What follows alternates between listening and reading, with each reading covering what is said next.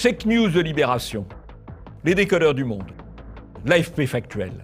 Ils sont des dizaines et des dizaines à défendre le politiquement correct au sein d'entités gavées d'argent public, de votre argent. Et nous, sur Immédiat, nous sommes une toute petite équipe pour démonter les mensonges du système. Nous avons besoin de vous. Aidez TV Liberté.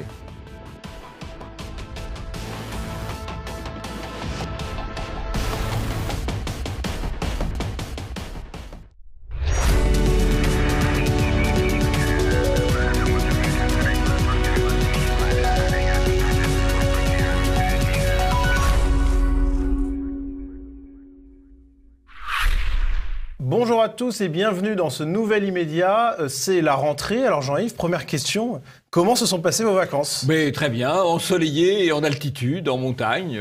D'accord, donc des vacances à la Eric Woerth un petit peu. Un petit peu, avec moins de buzz, mais dans le même esprit, oui. Alors, le sommaire de cette émission en 3 parties. Premièrement, les meilleures manips médiatiques de l'été. Cet été, les bobards, les occultations et les manipulations des médias n'ont pas pris de vacances. Nous reviendrons ensemble sur quelques exemples. Amazonie, la raison brûle. Haro sur Bolsonaro, des feux de forêt en Amazonie ont provoqué un émoi planétaire contre le président brésilien, une indignation malhonnête. G7, les médias se plient en 4 pour Macron. Les éditorialistes, et notamment sur BFM, ont évidemment porté au nu le président de la République et la manière dont il a géré le G7 à Biarritz. Et vous retrouverez le zapping et les tweets.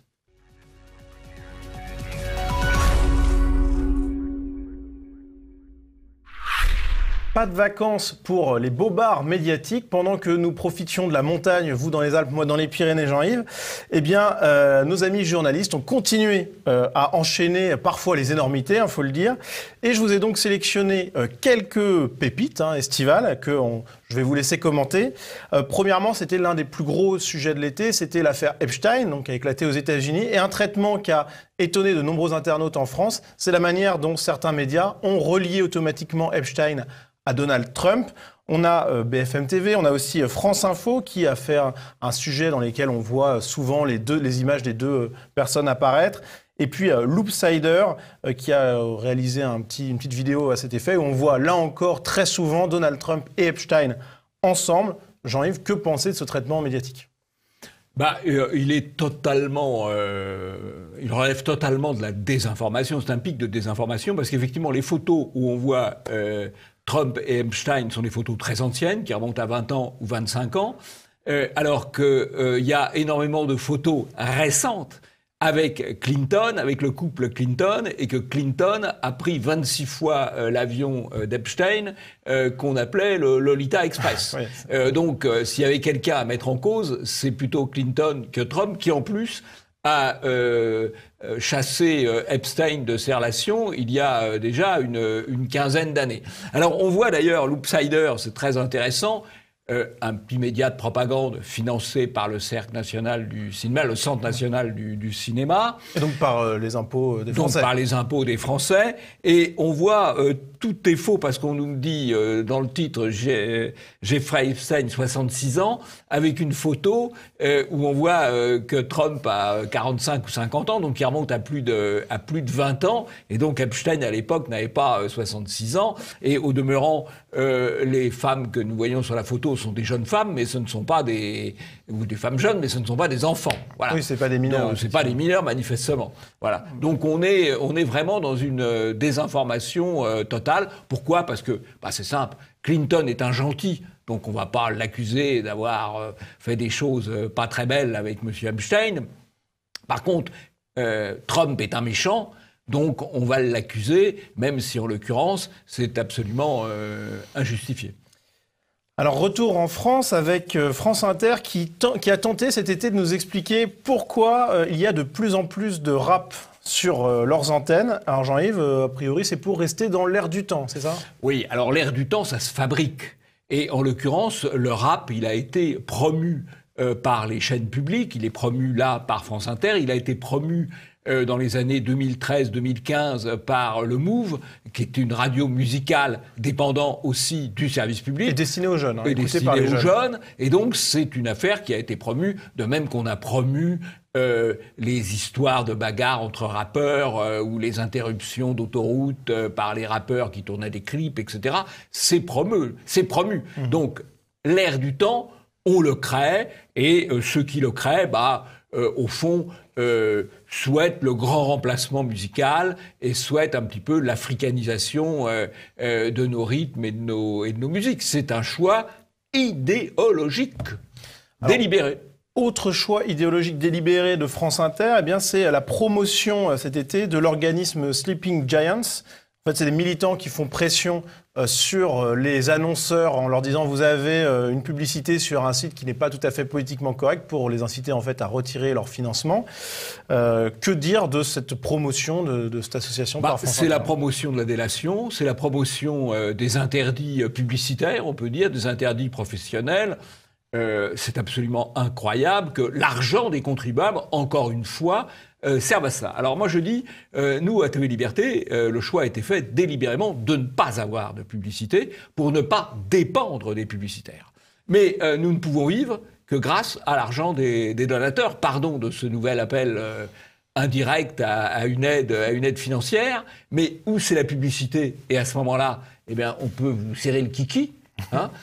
Où c'est l'argent des donateurs et là on est libre. Voilà. Alors l'été, ça a été aussi la saison de l'occultation puisque y a quelque chose qui a été masqué par les médias ou en tout cas dont ils n'ont pas parlé autant qu'ils auraient pu.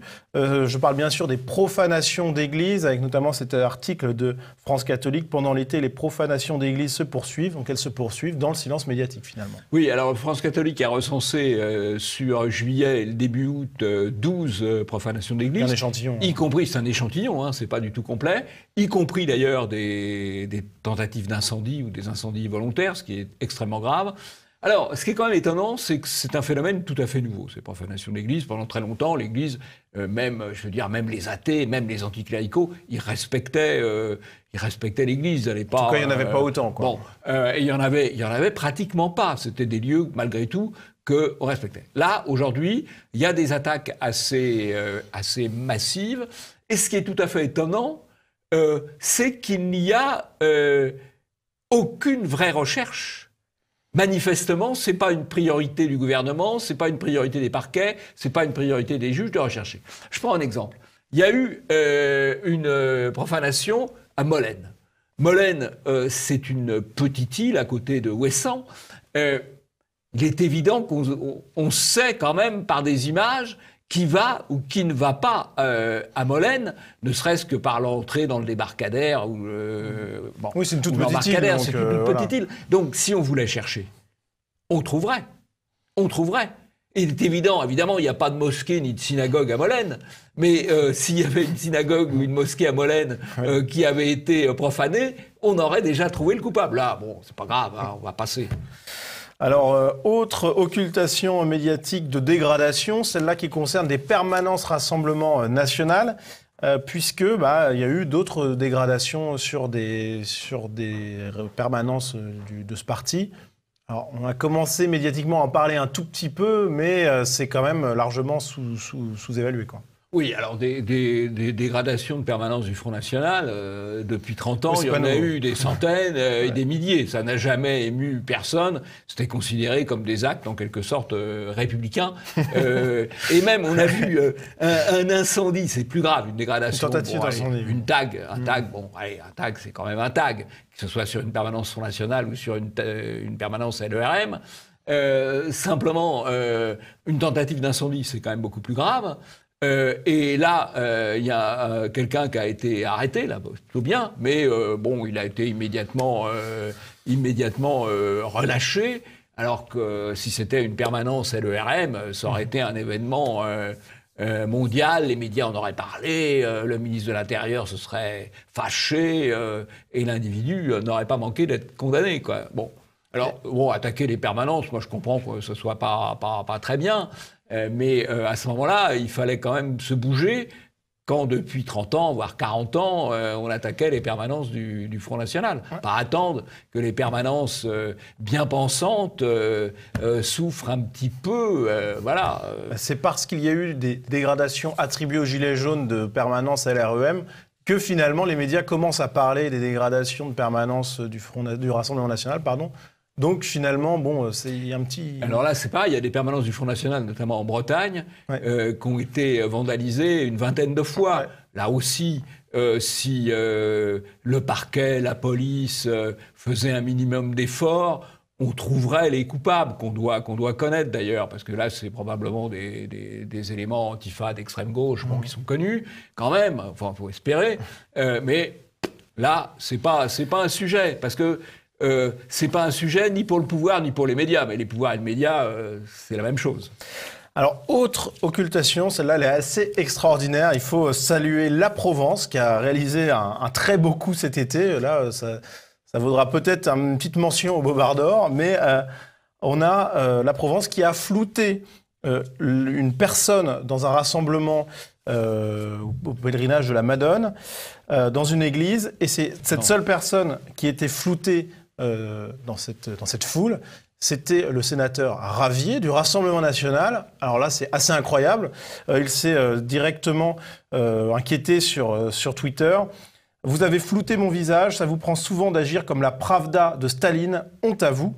Faut avouer que là, ils ont fait fort quand même, La Provence. Ils ont fait fort, alors ils sont quand même excusés en expliquant, alors l'explication est merveilleuse, c'est une erreur de jugement de leur collaboratrice. Ouais. Mais ils ne nous expliquent pas sur quelle base elle pouvait avoir un jugement la conduisant à flouter le visage d'un sénateur, d'une personnalité quand même. C'est jamais vu d'avoir flouté une personne comme ça uniquement dans une foule. Personnellement, j'ai pas souvenir d'avoir vu ça. Oh bah tous les bons régimes totalitaires font ça. Non. Oui. Tous les bons régimes totalitaires font ça. Donc voilà, c'est assez normal que la Provence, dirigée par monsieur Franz-Olivier Gisbert, qui est à des sommets médiatiques depuis 40 ans, c'est une diva médiatique. Il a dirigé plein d'organes, y compris d'ailleurs le Figaro Magazine. Enfin, vous voyez, le Nouvel Observateur, et maintenant la Provence. Bon, alors, ils ont condamné la journaliste, ils ont dit qu'elle a fait une erreur de jugement, mais aucune sanction. Aucune sanction. Aucune sanction. Voilà, donc c'est circulé, il n'y a rien à voir. Elle en a fait un peu trop, quoi. Mais c'était dans le bon sens. C'était avec une bonne intention. Mais ça a choqué pas mal de monde, donc je pense qu'ils ne le referont plus. Ouais, ils feront différemment.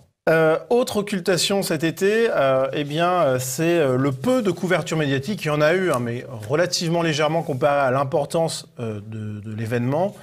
C'est le peu de couverture médiatique quant à la grève dans les urgences. Donc là, c'est un phénomène majeur parce que les urgences, c'est vital, si j'ose dire, pour un pays. En tout cas, c'est vital pour beaucoup de gens qui y vont. Pas pour tous les gens qui y vont, mais c'est vital, c'est vital.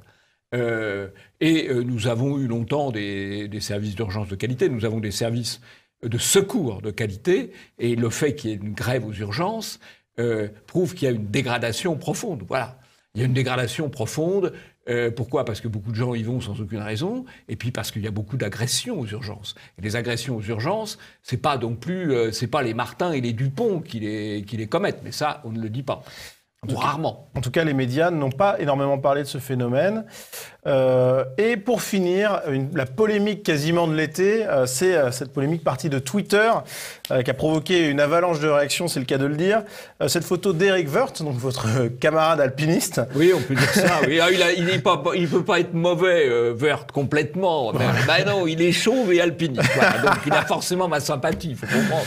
Et donc c'est cette photo de lui sur un glacier alpin, on le voit gravir à quatre pattes dans la neige. Ouais. Et la neige dure. La neige dure. Donc de nombreux internautes et même médias l'ont accusé d'avoir largement exagéré cette photo, de l'avoir complètement mise en scène. Sauf qu'en fait, c'était pas le cas. Non, alors d'abord, il faut savoir que les photos de montagne, surtout quand c'est pris par quelqu'un de la même cordée, en l'occurrence, là c'est son guide qui a pris la photo, ça biaise toujours l'impression de belle perspective. Ouais. Alors, il faut dire, en général, ça écrase plutôt le vide. Là, ça l'a plutôt amplifié.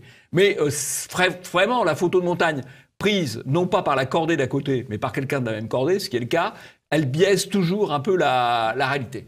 Alors, ce qui est assez drôle, c'est qu'il y a eu tout un buzz sur Twitter. de gens, au fond, qui ont trouvé la photo exagérée, sans regarder où c'était pris. Voilà. Or, il suffisait d'aller voir, parce que c'était indiqué, c'est sur le glacier du milieu, à l'aiguille d'Argentière, il y a une pente à certains endroits qui est entre 45 et 50 degrés, donc c'est une pente sérieuse qui implique des efforts à monter et beaucoup d'attention pour la descendre. Voilà. Il faut effectivement avoir les pointes avant des crampons dans la neige ou dans la glace ou dans la neige dure et les piolets ou un piolet au minimum accrochés. Voilà. Bon. Donc les gens auraient pu vérifier. Mais que sur Twitter, les gens rigolent sans vérifier, ça peut se comprendre, c'est le jeu. Mais les médias, dans leur immense majorité, ont tout repris alors qu'il suffisait... Bon, c'était simple. Ouais. Il suffisait d'appeler... Trop simple, peut-être.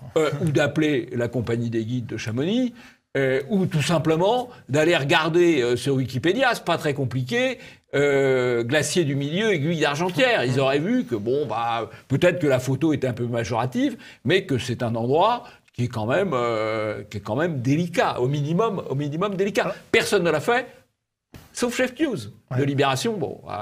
honnêtement, on n'est pas chargé de faire la pub de Fake News de Libération, mais globalement, ils font assez souvent du bon boulot. Mais que n'importe quel média aurait dû faire. C'est la base du journalisme. C'est deux clics. Oui. C'est 2 clics. Voilà. Bon, moi, quand j'ai vu la photo, je connais l'endroit, donc je sais que j'ai quand même vérifié sur Wikipédia, et bon, j'ai vu que la pente était quand même tout à fait sérieuse, quoi. C'est pas... Alors, ça révèle aussi quand même, au moins sur Twitter, pour les journalistes c'est différent, la grande méfiance vis-à-vis de la parole des hommes politiques, et en particulier des hommes politiques LR. Parce que les hommes politiques LR, ils ont tellement dit de choses qu'ils n'ont pas faites, que maintenant, ils sont soupçonnés de ne pas avoir fait ce qu'ils ont fait. Ouais, écoutez, après ce petit... ces meilleurs moments de l'été, j'espère que beaucoup de gens auront beaucoup de prudence quant à la parole journalistique. Et puis, nous allons passer au zapping.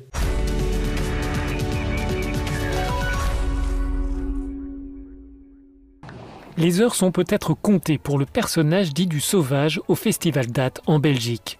Le collectif Bruxelles Panthère accuse cette figure d'entretenir le racisme et la négrophobie. À Marseille, les dealers viennent désormais des 4 coins de France. Ils viennent travailler l'été sur un des 100 points de vente de drogue. Un job d'été rémunérateur mais très risqué. Il y a 2 semaines, un jeune de 16 ans originaire de Chartres a été torturé au chalumeau dans la cave d'une cité marseillaise. Les vendeurs locaux n'ont pas apprécié cette concurrence venue d'ailleurs. À Marseille, le trafic de drogue a ses codes et ses dangers de mort que les dealers venus d'ailleurs ne connaissent pas toujours. La Tour des Frênes, c'est une zone de non-droit.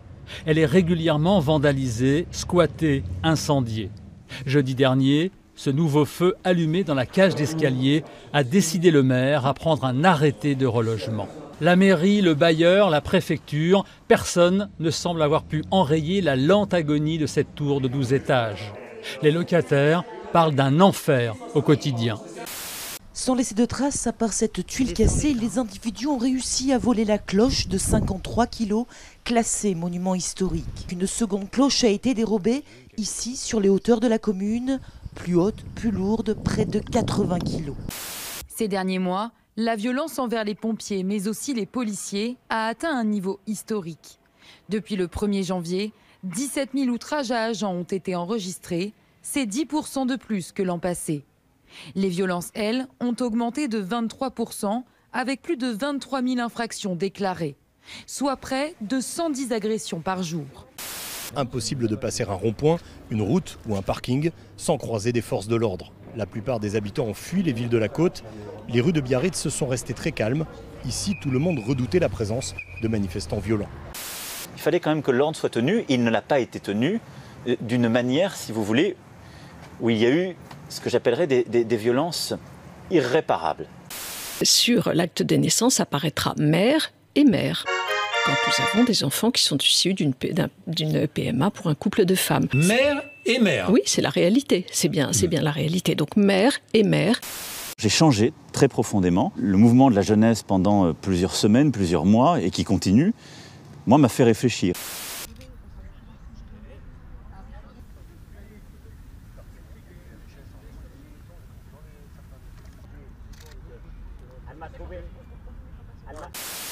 Lundi, Emmanuel Macron a répliqué après que son épouse Brigitte a été copieusement moquée, le président brésilien prenant part en personne aux commentaires déplacés sur le physique de la première dame de France. Vous comprenez maintenant pourquoi Macron persécute Bolsonaro, lit-on à côté de la photo des deux couples présidentiels. C'est la jalousie de Macron, je parie, écrit l'internaute. N'humilie pas le type, mort de rire, a répondu en commentaire le président brésilien parlant de son homologue français. Qu'est-ce que je peux vous dire? C'est triste. C'est triste. Mais c'est triste d'abord pour lui et pour les Brésiliens. Pour clore le sujet, Emmanuel Macron a dit espérer que très rapidement, les Brésiliens auront un président qui se comporte à la hauteur. Les voleurs sont souvent des mineurs étrangers isolés. Certains ont à peine plus de 10 ans. Les malfaiteurs, ce sont des jeunes voleurs, parfois âgés d'à peine 10 ans. Nous aurons des initiatives en matière de numérique pour protéger l'information et les démocraties avec cette ère du numérique nouvelle. Vous en faites l'expérience chaque jour. Il est formidable, le président Macron. Il est formidable. Il nous a déjà fait la loi fake news pour contrôler un petit peu. Il y a eu en matière de fake news, d'ailleurs, c'est un vrai pro. Hein. Bon.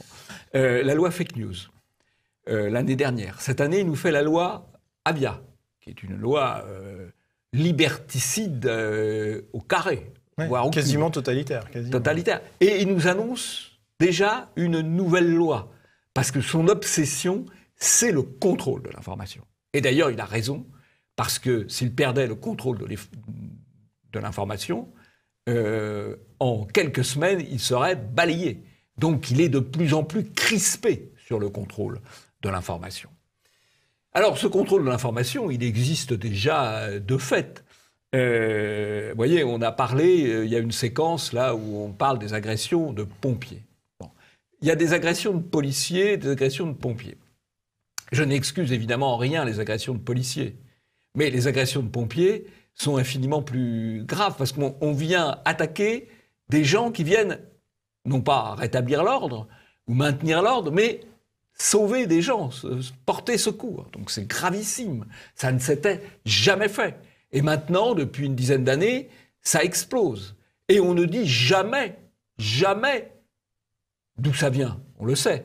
On le sait. On l'a vu en Corse, avec l'affaire des Jardins de l'Empereur, quand les Corses sont allés sur place régler le problème de l'agression des pompiers dans un quartier immigré d'Ajaccio.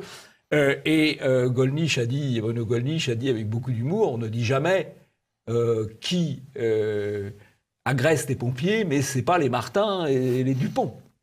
Voilà, donc c'est quand même une réalité. Mais si on ne veut pas voir la réalité, on ne peut pas traiter le problème. D'ailleurs, dans l'affaire d'occultation, on voit un autre exemple. Dans le journal de France 2, sur les agressions, les cambriolages de pharmacie. À 13h, on nous dit les voleurs sont des jeunes, mineurs, étrangers, isolés. Voilà, ça c'est précis. À 20h, passé Muscade, ce sont des jeunes voleurs, parfois âgés d'à peine 10 ans. Voilà, on occulte la réalité. Et ça, c'est un choix éditorial clair. Et ça, c'est un choix éditorial. Le choix éditorial, en fait, il y a un double choix dans les médias dominants, dans les médias de grand chemin. C'est l'occultation de beaucoup de réalités et une propagande massive sur ce qui leur paraît aller dans le sens du camp du bien. Et puisqu'on parle de propagande massive, eh bien, intéressons-nous à la question des incendies en Amazonie.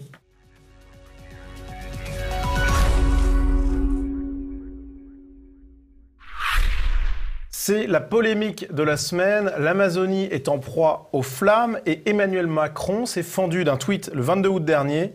Notre maison brûle, littéralement. L'Amazonie, le poumon de notre planète qui produit 20% de notre oxygène, est en feu. C'est une crise internationale. Alors Jean-Yves, ce tweet d'Emmanuel Macron, pourfendeur des fake news, en fait, il en contient quelques-unes. Au moins deux. Au moins deux. D'abord, la photo. La photo a été prise par un journaliste qui est mort en 2003. Alors, pour montrer un incendie de 2019... C'était une belle photo, donc voilà. C'est une belle photo, bien sûr, parlante. Mais enfin bon, il y a quand même... Alors là aussi, si vous voulez, qu'un internaute de base, qu'un Twitter de base prenne une mauvaise photo, c'est pas bien, faut pas le faire. Mais bon, on peut avoir des excuses.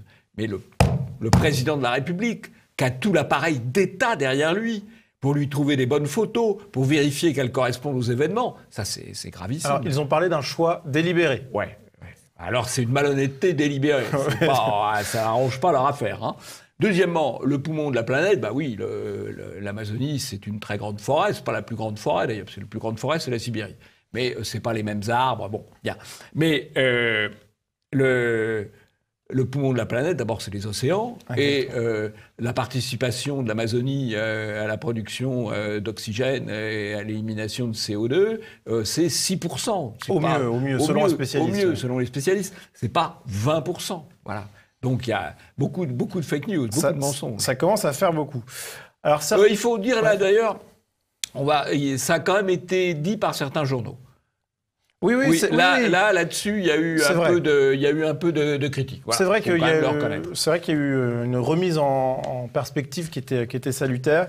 Notamment, en l'occurrence, c'était France Info qui a diffusé cette vérification sur le poumon de la planète. Alors, ça n'a pas empêché certains médias de verser dans le catastrophisme en pointant du doigt le responsable, Jair Bolsonaro, le président du Brésil, coupable idéal. Exemple avec cet article du Monde paru le 22 août dernier, rédigé par Laura Motet. Incendie en Amazonie, un fléau saisonnier amplifié par les prises de position de Jair Bolsonaro.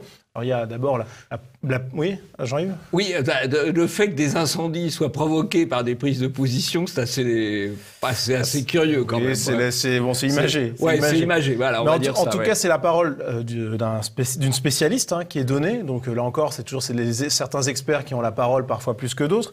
Mais en tout cas, là où c'est vraiment extraordinaire comme article, c'est que Le Monde a réalisé une infographie sur le nombre de départs de feu cette année, en parlant d'une augmentation sans précédent des incendies au Brésil, en partant donc d'un graphique qui débutait en 2013, ce qui donc laisse songeur quant au terme sans précédent, mais on pourrait faire confiance au Monde.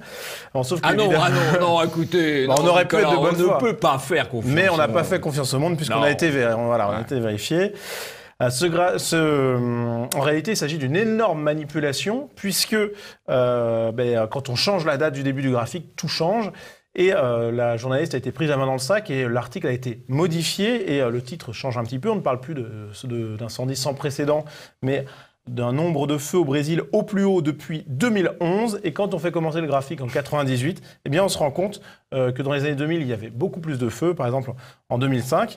Et il s'agit donc d'une manipulation énorme, Jean-Yves. C'est-à-dire que ça brûlait beaucoup plus à l'époque de Dilma Rousseff et surtout de Lula, qui était le grand homme des médias, que sous Bolsonaro, qui hérite au fond d'une situation, parce que une partie de ces feux, ce ne sont pas des forêts nouvelles qui brûlent. Bon, c'est vrai que quand on déforeste, on brûle, oui, bien sûr. Mais là, une bonne partie des feux, c'est ce qu'on appelait de l'écobuage, c'est-à-dire du feu agricole, où de terre déjà déboisée, en fait. Notamment, brûlent pour qu'il y ait des surfaces pour le package. Voilà. Alors, je ne dis pas forcément que c'est une bonne chose, parce qu'ensuite, les feux ont tendance à déborder, etc. C'est pas ce que je veux dire. Mais c'est pas... pour partie, ces feux ne correspondent pas à des surfaces nouvelles de forêt qui disparaissent. Voilà. Pour l'Obs et pour le New York Times, c'est même la plupart des incendies. Donc c'est une majorité importante, a priori. Voilà. D'autre part, les feux, il n'y en a pas qu'au Brésil. L'Amazonie, ça couvre beaucoup d'autres pays. Il y en a beaucoup en Bolivie. Donc ce n'est pas de la faute de Bolsonaro. Voilà. Et puis, il y a encore plus de feux en Afrique subsaharienne, en Afrique équatoriale, on va dire, tropicale, équatoriale, il y a beaucoup plus de feux. Ce qui pose d'ailleurs un problème, parce que tout le monde nous dit il faut développer l'Afrique, les Africains sont de plus en plus nombreux, et donc c'est pas étonnant qu'il y ait de la déforestation en Afrique pour étendre les cultures. Alors, il faut savoir ce qu'on choisit. C'est pas simple d'ailleurs. On choisit le développement ou on choisit la protection de la forêt. C'est un vrai problème. Qui se pose d'ailleurs aussi en France. Exactement. Parce que M. Macron qui donne la leçon à M. Bolsonaro, M. Macron, il a fait voter en France une loi qui limite la protection de l'environnement, qui limite les effets des lois littorales et montagnes sur les constructions. Il est allé en Corse pour dire tout le mal qu'il pensait du Padduc, qui est le plan qui protège effectivement la Corse d'un excès de bétonisation. Donc il est pour quand même la construction de zones, y compris forestières. Il veut privatiser l'Office national des forêts. Et en Guyane, là on est en Amazonie, il vient d'autoriser, alors là aussi, est-ce qu'il faut choisir le développement, est-ce qu'il faut choisir la protection de l'environnement des forêts, c'est un choix, mais il vient d'autoriser des prospections minières sur 5%. 5%, c'est pas rien. 5% du territoire de la Guyane, 3500 km², dont une partie va probablement brûler. Voilà. Alors, c'est un double jeu. Bon, faut savoir. Il voit la paille dans l'œil de Bolsonaro, mais il voit pas la poutre qui est dans le sien. Alors le problème, Macron, il fait de la politique et en même temps, il enfume les gens, etc. Mais les médias sont quand même assez peu diserts là-dessus. Ils en ont un peu parlé d'ailleurs. Tiens, je signale d'ailleurs que le Grand Conseil amérindien a condamné la décision de Macron d'ouvrir 3500 km², 350 000 hectares de forêt guyanaise à la prospection. Alors, autre personnalité pour laquelle on pourrait parler de double jeu, c'est Bernard-Henri Lévy, qui, a priori, s'est un petit peu énervé et a pris son Twitter et a rédigé un tweet incendiaire contre Jair Bolsonaro. Incendiaire, c'est le cas de le dire. C'est le cas de le dire, effectivement. Ouais. Amazonie, que Bolsonaro soit tenu responsable de ce qu'il faudrait pouvoir nommer au sens propre un crime contre l'humain. Alors Jean-Yves, que dire sur cette position engagée du philosophe il a fait sa fortune sur les bois africains, puisqu'il a hérité de son père une entreprise, la Bécob, qu'il a vendue à Pinault, et donc sa fortune, c'est sur le bois rare africain. Donc il est tout à fait bien placé pour critiquer la déforestation en Amazonie. Lui, il n'a pas touché à l'Amazonie, il n'a touché qu'à l'Afrique. C'est pas pareil. C'est une prise de position macroniste, c'est du en même temps. Eh oui, absolument. Passons au tweet.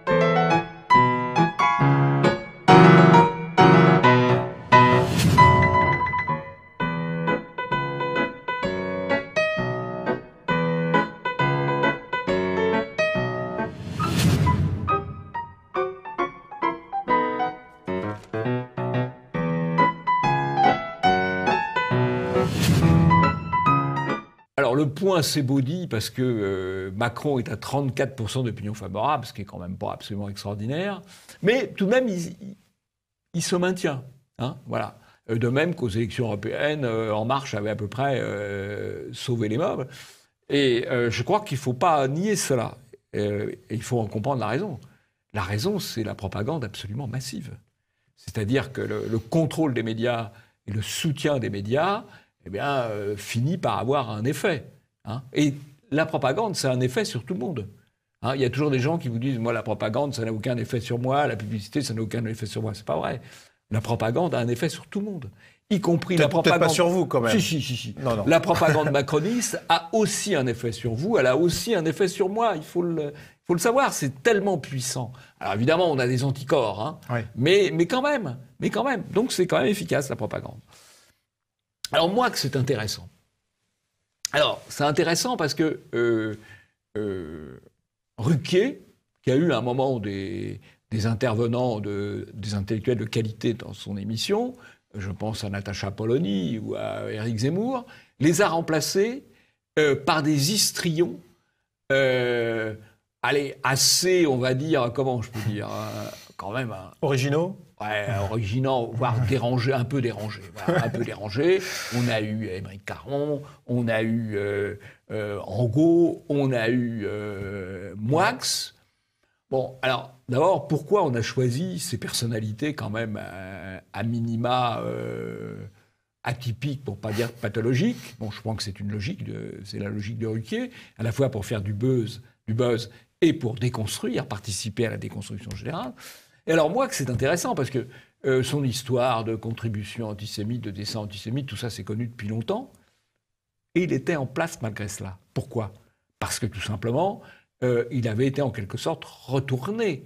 C'est quelqu'un qu'on savait pouvoir tenir par ça et qui donc pouvait tout à fait remplir au fond ce que le système attendait de lui. Alors là maintenant, il va peut-être avoir du mal. Il va avoir un peu de mal à s'en sortir. Il va avoir du mal à s'en sortir. Là, il a été touché sous la ligne de flottaison. Alors, Mehdi Méclate s'en est sorti. Il a mis du temps, mais il est quand même revenu sur les plateaux. Voilà. Il y en a qui arrivent un peu mieux à s'en sortir que d'autres. Mais là, Yann Moix, à mon avis, vu ce qu'il a sorti dans sa jeunesse... Mais ce qui est assez intéressant, c'est de voir que ce personnage était protégé par Bernard-Henri Lévy. C'était une marionnette d'Henri Lévy, de Bernard-Henri Lévy, qui savait parfaitement à quoi s'en tenir sur Moix. Mais au fond, à quelqu'un de... Vous savez, moi j'ai entendu un jour un de mes amis hauts fonctionnaires qui m'a dit j'ai longtemps cru que c'était un avantage de ne pas être tenu, jusqu'à ce que je découvre que c'était un avantage d'être tenu. Je ne sais pas si c'était son cas, mais dans les gens qui font carrière, c'est pas mal de donner prise à l'extérieur, parce que si vous donnez prise, on peut vous faire confiance. C'est une promotion, effectivement. Et je crois que Moix donnait prise, et donc on pouvait lui faire confiance pour participer au travail de destruction générale, ce qu'il faisait avec un talent tout à fait notable. Passons au troisième sujet. G7, les médias se plient en 4 pour Macron.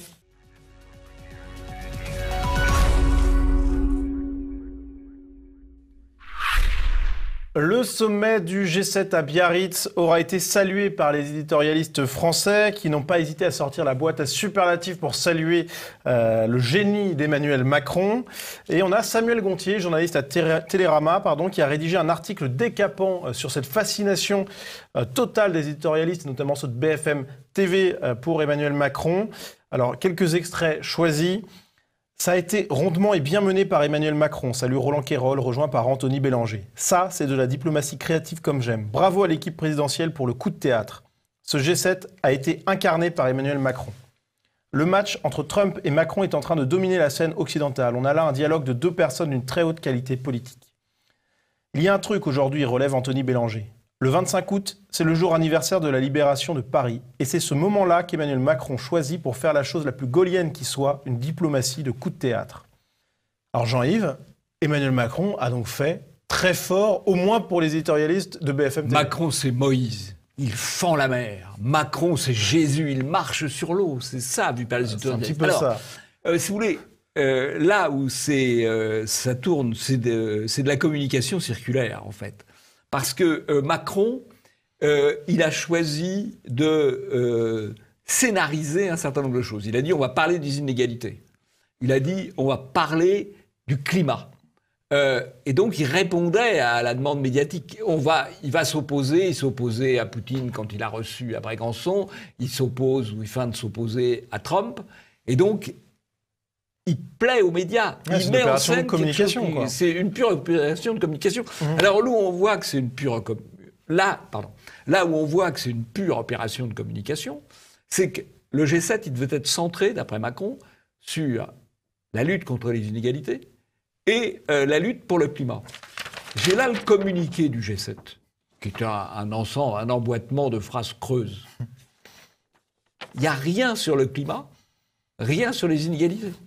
Donc, tout ce que les médias ont raconté pour complaire à Macron, parce que ça leur plaisait là-dessus, c'est vide de sens. On peut peut-être rappeler quelque chose sur les éditorialistes de BFM.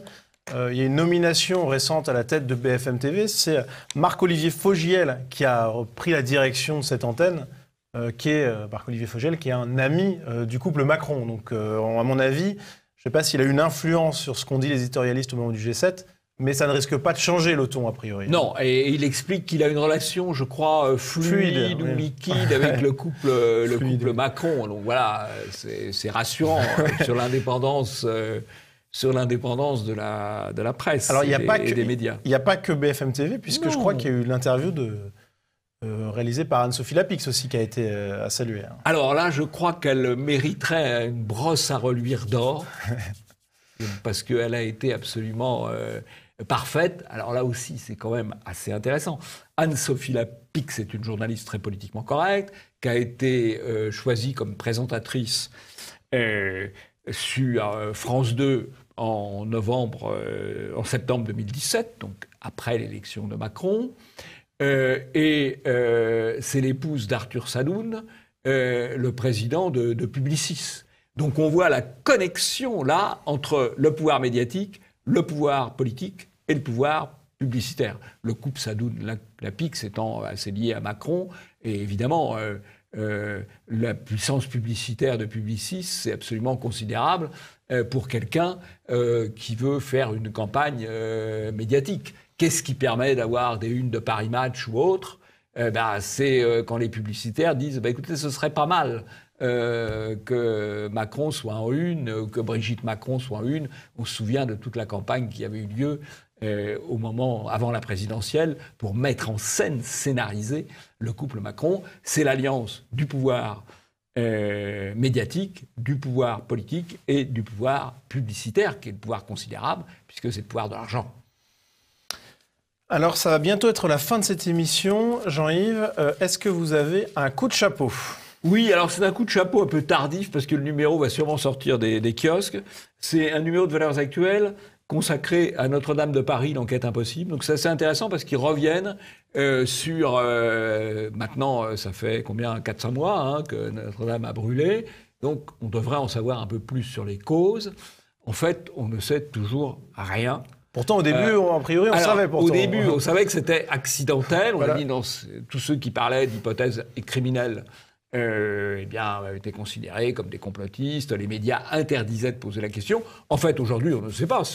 Rien ne permet de dire aujourd'hui que c'est criminel, mais rien non plus ne permet de dire que c'est accidentel. En vérité, on ne sait toujours pas, mais il y a 3-4 mois, on voulait interdire de poser les questions. C'est bien que Valeurs Actuelles reviennent sur le sujet. Alors ça va être la fin de cette émission, Jean-Yves.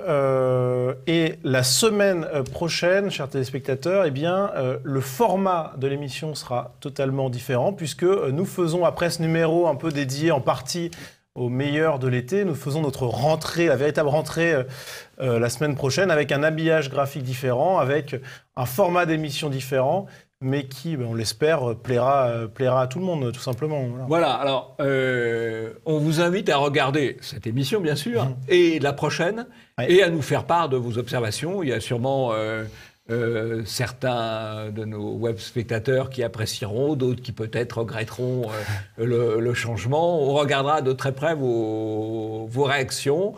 Il faudra peut-être être un peu indulgent, puisque ce sera un numéro 0. Ça sera le 262e immédiat, je crois.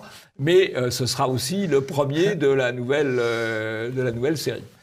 Voilà, et donc, chers téléspectateurs, à la semaine prochaine. Et Jean-Yves, on se retrouve donc dans une nouvelle formule dans quelques jours.